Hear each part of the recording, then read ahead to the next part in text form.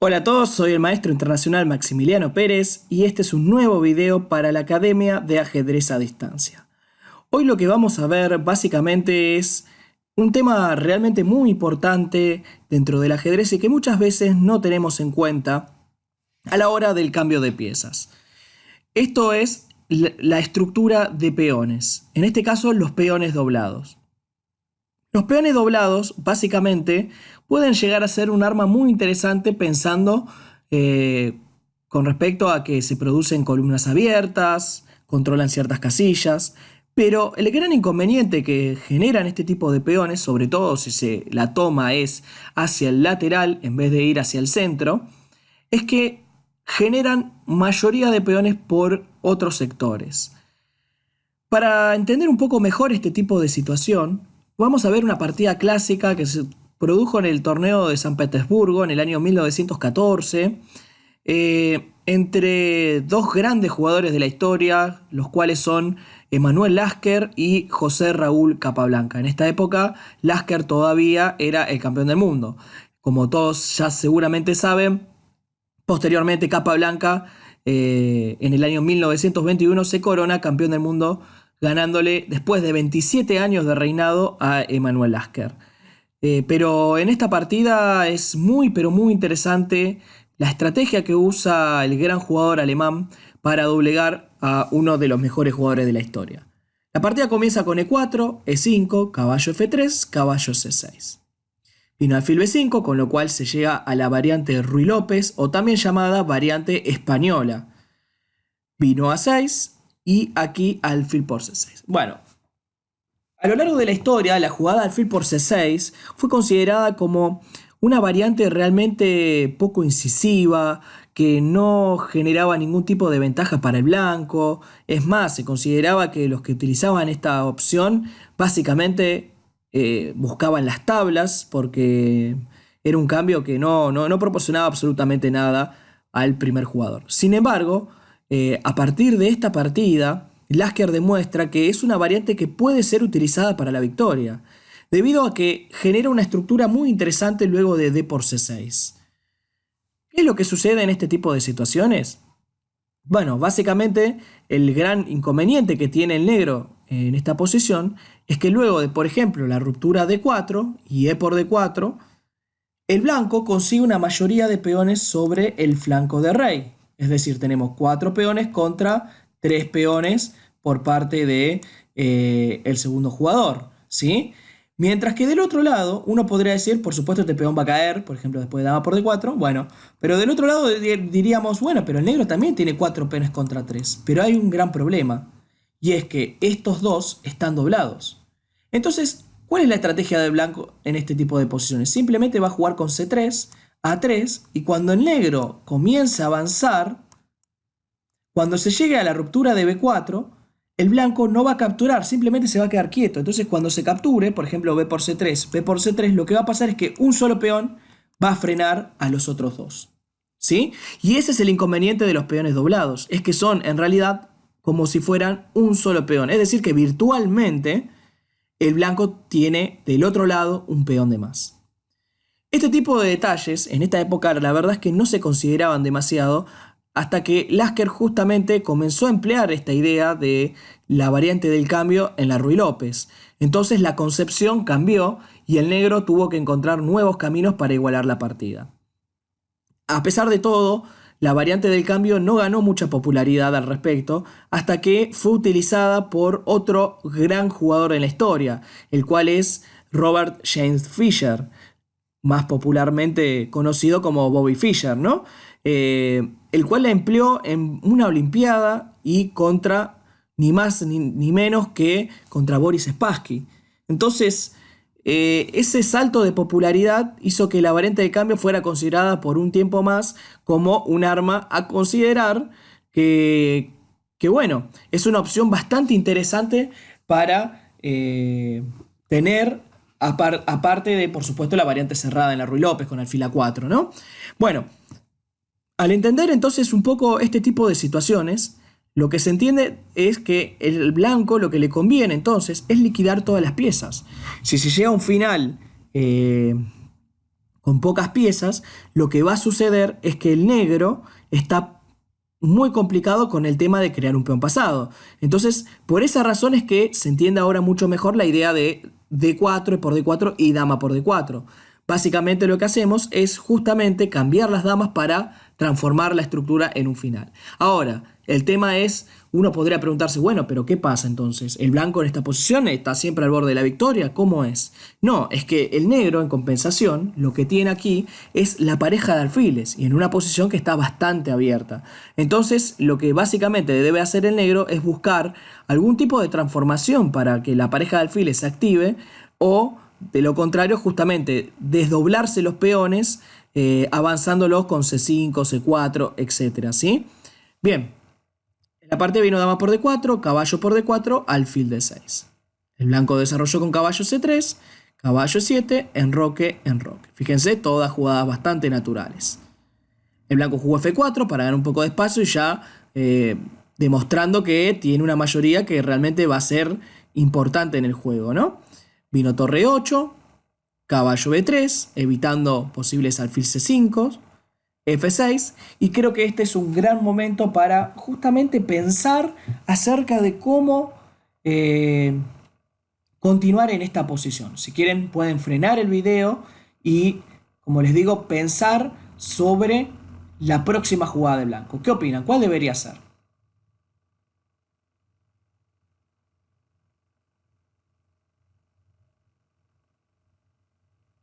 Bueno, es muy interesante que muchos años después, 60 más o menos aproximadamente, en una Olimpiada, Bobby Fischer genera una partida que es muy similar a esta. Es decir, la idea es exactamente la misma, la estructura.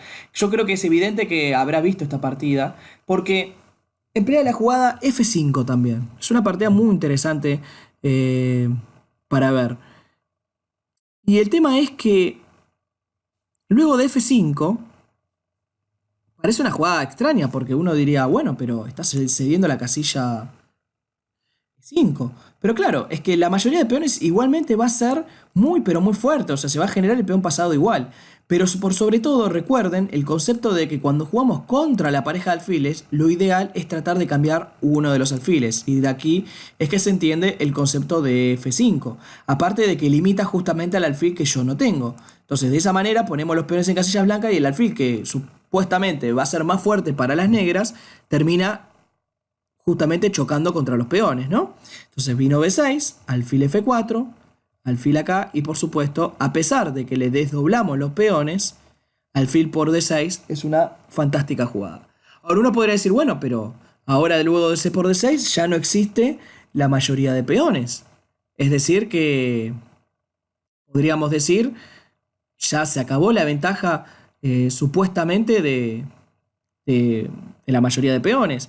El blanco perdió la ventaja. ¿Cómo entonces este cambio puede ser bueno? Y es que en realidad no es así. Recuerden siempre que cuando nosotros jugamos al ajedrez es muy importante tener en cuenta que las ventajas se van transformando. Es decir, yo tengo una ventaja, hago algunas jugadas y la transformo en otra cosa, en otro tipo de ventaja, que sea más fácil de explotar. En este caso, el negro ahora tiene un peón muy débil sobre D6 y una casilla muy floja en E6. Aparte de que su alfil en B7 está haciendo absolutamente nada. Por eso es muy comprensible que el blanco haya jugado caballo D4. La intención, por supuesto, es entrar sobre E6. Vino torre D8, caballo E6. Torre D7, torre a D1. Fíjense cómo el blanco va mejorando poco a poco su posición. Caballo C8, torre F2, con intenciones de jugar torre D2, B5, torre FD2. El blanco de a poco sigue mejorando y mejorando su posición, intentando justamente presionar sobre el punto débil de D6 y al mismo tiempo aprovechar el caballo muy bien situado sobre E6. Vino torre D7 y aquí otro momento súper interesante. ¿Cómo piensan que debe jugar el blanco en esta situación? Bueno, el tema es que en esta situación el blanco hizo la muy buena jugada B4, lo cual, en cierta manera, lo que busca es frenar un poco el avance del negro sobre el flanco de dama. Fíjense que ahora la jugada posiblemente liberadora C5 se encuentra con que estaría colgando un peón debido a caballo por C5, ¿no? Entonces, esta jugada limita bastante el accionar del negro en este sector. Vino rey F7, A3, frenando, o sea, defendiendo, perdón, toda la posición. Alfil A8, rey F2. Por supuesto, estamos en un final, es decir, que debemos adelantar el rey hacia la batalla debido a que no existen esos problemas de mates, etc. Torre A7 y comenzamos con el ataque del flanco del rey, G4. Vean cómo, les comentaba, se transformó la ventaja de la mayoría de peones a una estructura muy rígida por parte del negro, ¿no? Realmente le cuesta muchísimo tratar de encontrar algún tipo de actividad, mientras que el plan del blanco está muy pero muy claro. Otro factor a considerar es que el negro nunca pudo llegar a la casilla de 5. Ese es otro punto realmente bastante interesante, ¿no? Porque parecería que, bueno, la casilla 5 quedó debilitada, es verdad, parece todo muy, muy feo, pero bueno, es que no ha pasado nada, ¿no? No lo ha podido aprovechar acá el segundo jugador. Entonces vino H6, torre D3, A5. Por supuesto, no hay ningún tipo de amenaza, así que proseguimos con nuestro plan. H4, A por B4, A por B4, torre A, E7. Bien, es momento de llevar el rey al ataque también. Por eso que se juega rey F3. De esta manera lo que buscamos justamente es llevar el rey hacia F4 y poder avanzar con la jugada G5. Con lo cual se provocaría un ataque bastante fuerte, ¿no? Vino torre G8, rey F4 y el negro jugó G6. Bueno, entonces llegamos a esta situación que la verdad es bastante instructiva porque le toca jugar al blanco y la gran pregunta sería, bueno, ¿y qué hacemos en esta posición? ¿Cómo seguimos progresando en la misma? El negro está intentando minar el centro, ¿no? Con el punto F5. Bueno, ¿qué podríamos hacer acá? ¿Qué opinan?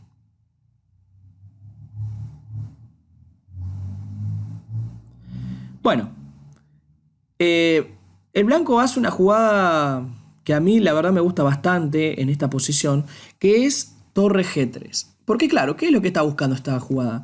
En principio lo que intenta hacer es jugar G5. Entonces, en cierta medida, el negro está casi obligado a jugar G5 jaque, porque de otra manera lo que sucedería es que luego de G5 se está generando lo que habíamos dicho sobre la mayoría de peones. Al fin y al cabo, sobre el flanco de rey, el blanco sigue teniendo una mayoría de peones, no es que se ha eliminado. ¿Sí? Lo que se eliminó es, por ejemplo, que sea sobre el centro, pero no sobre el lateral. Entonces la jugada G5 está destinada a crear un peón pasado por el flanco de rey. Es muy interesante notar cómo, a pesar de que no están los peones doblados del otro lado, la mayoría de peones por el flanco de rey sigue siendo muy importante, ¿sí? Bueno, por esta razón es que el negro jugó G5, jaque, rey F3 y caballo B6. Pero claro, esto genera otro inconveniente. Es verdad que no se creó el peón pasado por el momento, pero este punto de contacto en G5 permite que el blanco pueda jugar H por G5, H por G5 y ganar la columna sobre el flanco de rey, ¿no? Sobre la columna torre. Vino torre D7, rey G3, sacando al rey de posibles golpes tácticos. Muy interesante ver la profilaxis del campeón del mundo. Torre 8, rey E8, perdón, y torre DH1. Con la irrupción de las torres por el flanco de rey, la ventaja del blanco comienza a ser aún más considerable. Es muy interesante ver cómo este alfil básicamente está de espectador en la partida, porque no está ejerciendo ningún tipo de función. De eso básicamente se está aprovechando el primer jugador. Entonces el negro intenta maniobrar con justamente este alfil para traerlo sobre la casilla C8 y bueno, generar ciertas amenazas, ¿no? Tratar de eliminar sobre todo al caballo de 6. Sin embargo, en este momento con muy buen criterio, el blanco hace una jugada espectacular en la posición. A ver si encuentran cuál es esa jugada.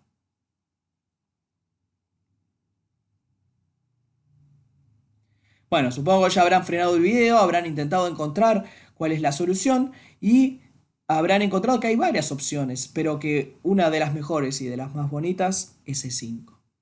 Por supuesto, ¿cuál es el razonamiento detrás de esta jugada? Bueno, observemos la posición. Tenemos torre jugando, a punto de irrumpir sobre la posición del negro, un caballo perfectamente situado, controlando muchísimas casillas y generando muchas amenazas y restricción al juego del negro. El rey muy bien ubicado, defendiendo el peón de G4 y al mismo tiempo exento de cualquier tipo de amenaza, ¿no? Alejado. Y lo que notamos es que este caballo en C3 es la única pieza que no participa del juego. Entonces, claro, viene a la mente una pregunta lógica, ¿cómo puedo hacer para tratar de activarlo? Y ahí es cuando viene la jugada de 5, ¿no? La idea de 5 es despejar la casilla de 4 para que justamente el caballo de C3 se una a la batalla con efectos totalmente decisivos. Veamos, D por E4, caballo E4, se amenaza ya caballo por F6 y un jaque triple, ni siquiera es que es un doble, sino que triple, porque amenazaría al rey y a las dos torres. Caballo D5 y ahora simplemente caballo 6 C5 gana la partida, debido a que si por ejemplo la torre se moviera, supongamos que a 7, vendría caballo por B7, torre por B7 y el otro caballo llega con un ataque doble decisivo, ¿no? Nos comemos la torre y tenemos torre de más ganando la partida. Por eso que el negro terminó jugando alfil C8, sacrificando la calidad, pero bueno, ya ahora el blanco tiene ventaja decisiva con respecto a lo material, pero también es, para colmo, continúa el ataque. Torre H7, torre F8, vino torre A1, entrando por el otro lugar. Y es bastante, bastante paradójico, creo que es la palabra correcta, porque el blanco dirigió todo su ataque por el flanco de rey y termina ejecutando el golpe decisivo por el flanco de dama, ¿no? Bueno, el concepto de el ataque por los dos flancos, ¿no? Torre A1, la verdad es que es totalmente decisiva. Vino rey D8, torre jaque, alfil C8 y luego de caballo C5. El negro decidió abandonar porque se enfrenta a dos amenazas mortales. Una es caballo E6 seguido de torre por C8 y la otra es caballo B7 seguido de torre por C8. También hay que agregar que hay una tercera, que es torre D7 seguido de torre por C8. Es decir, muchísimas amenazas de ventaja material. No tiene sentido continuar la partida. Bien, es muy interesante esta partida porque se ve perfectamente los inconvenientes justamente de del peón doblado, ¿no? En este caso, el peón perdón, de C7 y de C6 le generó bastante inconvenientes al jugador al segundo jugador, en este caso a Capablanca. Porque, claro, todos los finales iban a resultar un tanto extraños. Pero el gran problema también resulta en que cuando se desliga de los peones doblados, se transforman en otra debilidad. Porque, claro, se cambia la pareja de alfiles, pero en este caso quedan totalmente debilitados y queda la casilla E6 también bastante floja, ¿no? Entonces, esto es lo que ocurre en general en este tipo de estructura, ¿no? Que se llama la estructura del cambio de la española y que, bueno, me parece que es muy importante considerarla como un arma secundaria para tener en cuenta aparte de la estructura de la Ruy López convencional, ¿no? Bien, espero que se haya entendido todo, que les haya gustado la partida y bueno, nos estaremos viendo en una próxima partida para ajedrez a distancia. Eh, Les ha hablado el maestro internacional Maximiliano Pérez y bueno, nos estamos viendo en un próximo video. Chau, chau.